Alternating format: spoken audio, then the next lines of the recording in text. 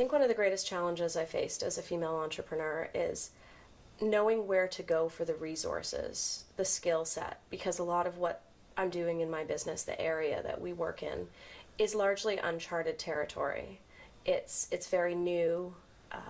The concept of education is not new, but the ways in which we deliver the content, the ways in which we structure our services to work not only with clients but with entire families. It's a cradle to grave operation that's complex and has many different levels at different life stages. And so to find mentors who have not necessarily the same experience or expertise, but who understand the issues and who you trust to guide you, I think has been a real challenge. I think another thing I would say is that I think as a woman in general, there's never a good time to have a career and a family. And I think this is true for anybody. But as an entrepreneur, I have found that there's no maternity leave. There's no opportunity to leave your work in the office. Being an entrepreneur is a 24/7 job, and being a mom is a 24/7 job. And I don't see my family life and my career as separate from one another. I see them as completely intermeshed.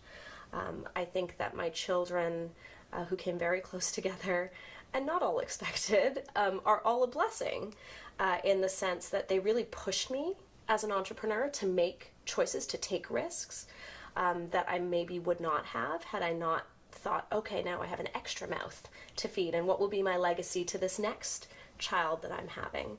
And finally, I think a lot of it has to do with finding a partner in life, particularly if it's a man, who is comfortable, as Nano would say, letting his partner wear the big boy pants, in the relationship.